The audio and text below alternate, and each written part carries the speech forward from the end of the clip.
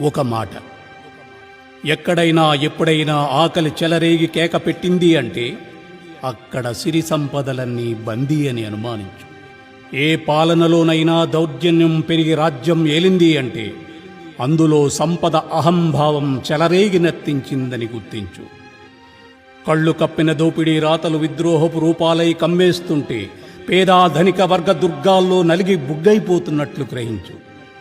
ఎక్కడ ఎప్పుడైనా పేదరికం సంఖ్యల బందీగా ఉందంటే అక్కడ శ్రమశక్తి లొంగదీతకు వెలిని ఆయుధంగా చూడు. సంద్రంలో నదుల్ని వెతకండి, జలప్రవాహాలు కనిపించచ్చు. ఆకాశం అంచులు చూడండి, భూపరను తాకడం చూడొచ్చు. సొంత పెట్టుబడిలో మంచి కొంచెమైనా వెతక్కు. అది ఎక్కడైనా ఎప్పుడైనా పరిమళించింది అంటే శ్రమశక్తిని వంచించి పెంచే సంపద పోగేతకేనని గుర్తించు. కష్టే ఫలి అన్నది జనం నానుడి. తరతరాల చెమట బావులు తవ్వి లోడి తోడి సంపదకు జమేస్తున్నా పేదల ఆకలి మాపే మార్పేదీ లేదు. చదువు నేర్చి ఎదిగిన వాడే సంపన్నుడు జ్ఞాని అన్నారు. అన్నీ సాధించాక తెలిసింది అది ఒక అమ్మకపు సరుకని. కాలం పరిశోధనలో తేలింది ప్రకృతి శ్రమశక్తి కలగలిసి పండించిన ఫలాలే సంపదని.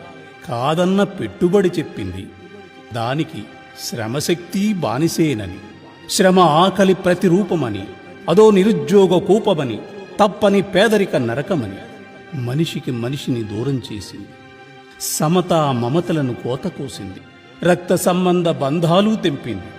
డబ్బు సొంత పెట్టుబడైన డబ్బు, చెమట చుక్క బంధువైన డబ్బు అనురాగాలల్లికతో ఉండొచ్చు. మిగుళ్ళు దొంగిలించిన సొమ్ముకు కరెన్సీ కప్పిన కప్పులే కిరీటాలు. శ్రమద్వేషం దాని లోపలి కేక. బతక నేర్వడం తప్పని పోకడ. స్వేదం ఆకలి పోరాటం, లాభం తరగని ఆరాటం. ఇదే ప్రైవేటు పెట్టుబడులు కరుడుగట్టిన రహస్యం. తొలిది కష్టంతో ఎదిగింది, రెండోది దోచుకు పెరిగింది. కష్టానికి నిండా నిద్ర సుఖం, దోపిడికి దొంగ ఆస్తి భయం. సొంత పెట్టుబడి ఎప్పుడు, ఇది ఎక్కడా చెప్పని వాదం వేదం. ఈ నిజాలు కప్పిపెట్టేందుకు ప్రదర్శించా ఎన్నో కనికట్టులు. సంపద పుట్టి సొంతమవడం గత జన్మ పుణ్య సుకృతమని, నేటి జన్మకు దక్కిన వరమని కర్మ వాదాల్లో ముంచారు.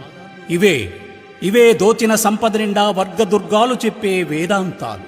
దోచి దాచే రీతిలో పైకెగబాకిన వర్ణ వ్యవస్థ పందిళ్లలో తెగుళ్లు కప్పిన మనువాద సిద్ధాంతాలు. శూద్ర శ్రామికులంను అడిచే సామాజిక నిర్బంధ అద్దకాలు.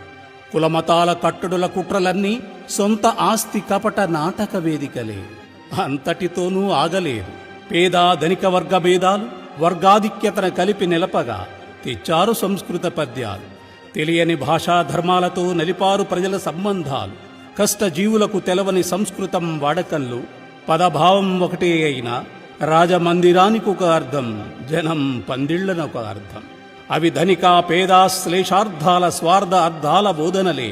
పామరులకే ఎరుకాలేని సంస్కృత పురాణ బీభత్సం, ఆధ్యాత్మిక భారత వంటకం.